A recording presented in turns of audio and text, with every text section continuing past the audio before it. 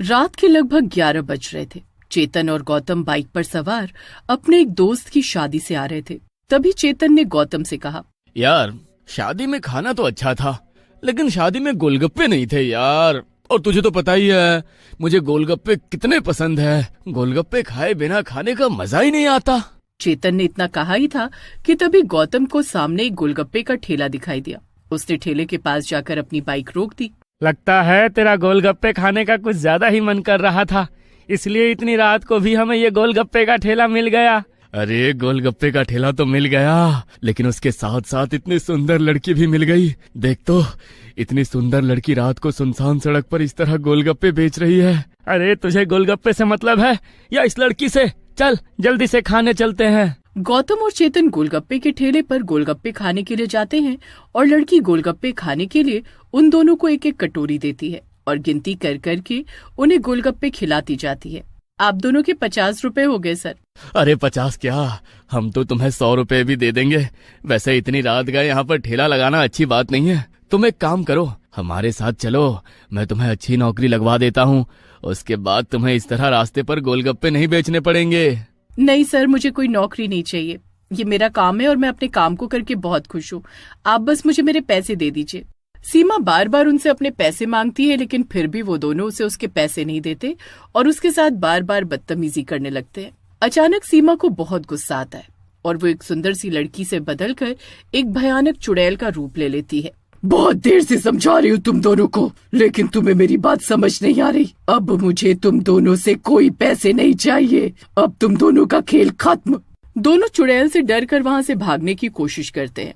वो दोनों जल्दी से जाकर अपनी बाइक पर बैठते हैं, लेकिन उनकी बाइक अपने आप ही हवा में उड़ने लगती है। चुड़ैल अपने हाथ लंबे करके उन दोनों को गर्दन से पकड़कर अपने सामने लाकर खड़ा करती है।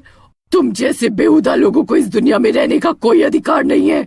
इतना कहकर चुड़ैल अपनी शक्ति से उन दोनों को मार डालती है। अगले दिन जब लोग वहाँ से गुजरते हैं तो पुलिस को उन दोनों की मौत की खबर मिलती है। शिंदे, जल्दी से वहाँ पर सब चेक करो। अगर कोई सीसीटीवी हो तो फुटेज निकाल कर लेकर आओ। इंस्पेक्टर के कहने पर हवलदार वहाँ जाता है और आसपास की जगह को चेक करता है। तभी उसे एक दुकान के बाहर सीसीटीवी कैमरा लगा हुआ दिखाई देता है। वो उस रात की सीसीटीवी फुटेज निकलवा कर थाने लेकर जाता है, लेकिन जैसे ही पुलिस वाले वो सीसीटीवी फुटेज चलाकर देखते हैं तो उनके पैरों तले से जमीन खिसक जाती है। ये कैसे हो सकता है? इस सीसीटीवी फुटेज में तो इन दोनों लड़कों के अलावा कोई और दिखाई ही नहीं दे रहा। तो फिर इन्हें मारा किसने? सर, कहीं ये किसी भूत प्रेत का चक्कर तो नहीं? क्योंकि सिर्फ भूत प्रेत ही कैमरे में रिकॉर्ड नहीं होते। हो ना हो इन्हें किसी भूत ने ही मारा है। मुझे एक बात सच सच बताओ गायत्री, तुम पुलिस में टेस्ट क्लियर करके भर्ती हुई हो या किसी की सिफारिश लगवा के? क्योंकि जिस तरीके की तुम बात कर रही हो ना, उन बातों से तुम पुलिस वाली कम और तांत्रिक ज्यादा लग रही हो। अरे सर, आप भी ना, मैंने तो आपको वही बताया जो मुझे सही लगा। आप खुद ही बताइए, अगर कैमरा रिकॉर्डिंग में इन दोनों के अलावा कोई और है ही नहीं तो इन्हें मारा किसने? लेडी कांस्टेबल की बात इंस्पेक्टर के दिमाग में भी शक पैदा कर देती है, लेकिन पुलिस होने के नाते वो इस बात पर यकीन नहीं कर सकते थे, इसलिए वो इस बात को रफा दफा कर देते हैं।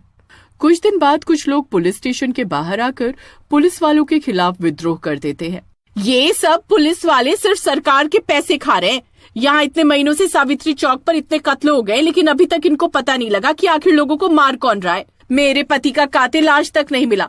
कैसा कानून है ये? देखिए मैडम, हम भी उस खूनी को ढूंढने की कोशिश कर रहे हैं, लेकिन हमें पता ही नहीं लग पा रहा है कि वो है कौन। जितनी बार भी हमने सीसीटीवी की फुटेज चेक की है, उतनी बार हमें वहाँ पर कोई नजर ही नहीं आया। फुटेज में सिर्फ वही लोग नजर आते हैं जिनका कत्ल हुआ। कत्ल करने वाला कैमरे के सामने दिखाई ही नहीं देता। अरे कत्ल करने वाला इंसान है या भूत जो कैमरे के सामने दिखाई नहीं देता? आप सब लोगों की काम करने की नीयत ही नहीं है, वरना क्या अब तक एक कातिल नहीं पकड़ा जाता? आप लोगों के खिलाफ तो शिकायत होगी, शिकायत, तभी आप लोगों की अकल ठिकाने आएगी। पुलिस वाले बड़ी ही मुश्किल से लोगों की भीड़ को वहाँ से भेजते हैं। तभी पुलिस इंस्पेक्टर बड़ी ही टेंशन में बाकी सबसे कहता है, ये केस बहुत ही अजीब होता जा रहा है। अब से हमें छुपकर वहाँ पर नजर रखनी होगी। वो खूनी ज्यादा दिन तक चुप नहीं बैठेगा, पर इस बार जैसे ही वो ऐसा करने की सोचेगा, हम मौके पर ही उसे पकड़ लेंगे। लेकिन सर, अगर वो खूनी कोई भूत हुआ और उसने हमें पकड़कर मार डाला तो क्या होगा? तुम्हारा दिमाग तो खराब नहीं हो गया है? पता नहीं यहाँ पर सारे पुलिस वाले कैसी कैसी बातें करते हैं। इंस्पेक्टर अपनी टीम के साथ रात को सावित्री चौक पर नजर रखने लगता है। तभी एक रात को वो देखते हैं कि एक गोलगप्पे वाली ने वहाँ पर अपना ठेला लगाया है और कुछ लड़के उसके पास गोलगप्पे खाने के लिए आए हैं। आप दोनों के 100 रुपए हो गए सर। सर मुझे मेरे पैसे दे दीजिए। ये लड़की तो चुपचाप यहाँ पर अपना काम कर रही है, मुझे नहीं लगता कि ये किसी का खून कर सकती है। सर किसी की शक्ल के ऊपर कुछ थोड़ी ना लिखा होता है, क्या पता इसी ने वो सब खून किए हों, लेकिन वो सब तो देखकर ही पता लगेगा। पुलिस वाले वहीं छुपे रहते हैं। तभी गोलगप्पे खाने आए लड़के गोलगप्पे बेचने वाली लड़की के साथ बदतमीजी करने लगते हैं और देखते ही देखते गोलगप्पे बेचने वाली लड़की एक चुड़ैल में बदल जाती है और उन दोनों को मारकर वहां से गायब हो जाती है। ये सब देखकर तो पुलिस वाले भी बुरी तरह डर जाते हैं और डर के मारे उनके पैर वहीं जम जाते हैं। मैंने आपसे कहा था ना सर कि ये किसी भूत का काम है, और अब तो हमने अपनी आंखों से देख लिया है कि इन दोनों लड़कों को चुड़ैल ने मारा है। हम जल्दी से यहाँ से निकल जाते हैं, वरना अगर उसके हत्थे चढ़ गए तो क्या पता वो हमें भी मार डाले। नहीं बबीता, इस मामले को हम जैसा सोच रहे हैं ये मामला मुझे कुछ अलग ही लग रहा है। इसके लिए हमें पुजारी जी की मदद लेनी होगी। पुलिस इंस्पेक्टर अगली सुबह अपनी टीम को लेकर गांव के मंदिर पहुंच जाता है। वहां जाकर वो पुजारी जी को सारी बात बताते हैं। पुजारी जी रात को उस चुड़ैल को पकड़ने के लिए सावित्री चौक पर जाते हैं। वहां पर गोलगप्पे का ठेला लगा हुआ था और गोलगप्पे बेचने के लिए एक सुंदर सी लड़की वहां खड़ी थी। पुजारी जी समझ गए थे कि ये वही चुड़ैल है, लेकिन इससे पहले कि पुजारी जी कुछ कर पाते, गोलगप्पे वाली चुड़ैल का ध्यान पुजारी जी पर चला गया और वो तुरंत ही वहां से गायब हो गई। अरे नहीं, मुझे पहले ही सावधान होकर जाना चाहिए। ये तो मुझे देखते ही गायब हो गई। इसे पकड़ने के लिए मुझे कुछ और तरीका अपनाना होगा। अगले दिन पुजारी जी एक जवान लड़के को वहां पर भेजते हैं। आज भी वहां पर गोलगप्पे का ठेला लगा हुआ था। पुजारी जी अपने साथ लाए हुए लड़के नितिन को वहां पर गोलगप्पे खाने के लिए भेज देते हैं। आप बस 2 मिनट रुकिए, मैं अभी आपके लिए गोलगप्पे लगाती हूँ। पुजारी जी वहाँ एक पेड़ के पीछे ही छिपे हुए थे। गोलगप्पे वाली नितिन को गोलगप्पे बनाकर देती है। नितिन उससे काफी सारे गोलगप्पे खा जाता है। सर आपके 70 रुपए हो गए। गोलगप्पे वाली के कहते ही नितिन उसे अपनी जेब से पैसे निकाल कर दे देता है और वहाँ से जाने लगता है। तभी वो कहती है, तुम ऐसे पहले लड़के हो जो बाकी लड़कों की तरह नहीं है, इसलिए तुम बच गए। गोलगप्पे वाली नितिन के साथ बातों में उलझ जाती है और इसी बात का फायदा उठाकर पंडित जी उसके ऊपर गंगा जल छिड़क कर उसे कैद कर लेते हैं। उसके चारों तरफ एक गोल घेरा बन जाता है। सुंदर सी लड़की से बदलकर अब वो एक भयानक चुड़ैल का रूप ले लेती है। वो घेरे से बाहर निकलने की कोशिश करती है, लेकिन ना तो वो घेरे से बाहर निकल पाती है और ना ही वहाँ से गायब हो पाती है। ये क्या किया तुम लोगों ने? मुझे छोड़ो, मुझे इस घेरे से आजाद करो।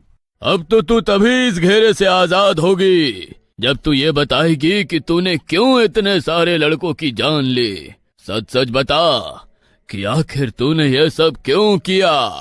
अगर ऐसा नहीं करती तो और क्या करती? वो सब इसी के लायक थे, इसलिए मैंने उन्हें मौत के घाट उतार दिया। आज से 3 साल पहले यहाँ पर मैं अपना गोलगप्पे का ठेला लगाती थी, लेकिन कुछ लड़कों ने मेरे साथ बदतमीजी की और मुझे मार डाला। और ना जाने कितनी लड़कियों के साथ हर रोज ऐसा होता है। मैं आज भी यहाँ पर अपना गोलगप्पे का ठेला लगाती हूँ, ताकि अगर कोई ऐसी मानसिकता का लड़का मेरे पास आए तो मैं उसे जिंदा न छोड़ूं, ताकि आगे जाकर वो किसी और की जिंदगी खराब न कर पाए। मैं मानता हूँ कि तुम्हारे साथ जो भी हुआ बहुत गलत हुआ, लेकिन किसी को उसके कर्मों की सजा देना भगवान का काम है और यहाँ पर भी न्याय करने के लिए पुलिस है। तुम ये सब बंद करो और मुक्त हो जाओ। नहीं, मैं मुक्त नहीं होना चाहती। मैं बस अपनी जैसी मासूम लड़कियों को ऐसे दरिंदों से बचाना चाहती हूँ। मैं कभी किसी बेगुनाह को नहीं मारूंगी, इस बात का मैं आपसे वादा करती हूँ। गोलगप्पे बेचने वाली चुड़ैल की बातें सुनकर पुजारी जी और नितिन का मन भी उसकी बात मानने को करता है। वो उसे मुक्त किए बिना ही उस घेरे को मिटाकर वहां से आ जाते हैं।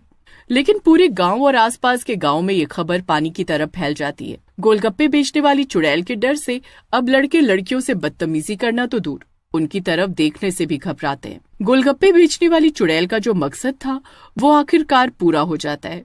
लेकिन आज भी जब कोई लड़का उसे ऐसी हरकत करता दिखाई देता है तो वो उसे जिंदा नहीं छोड़ती।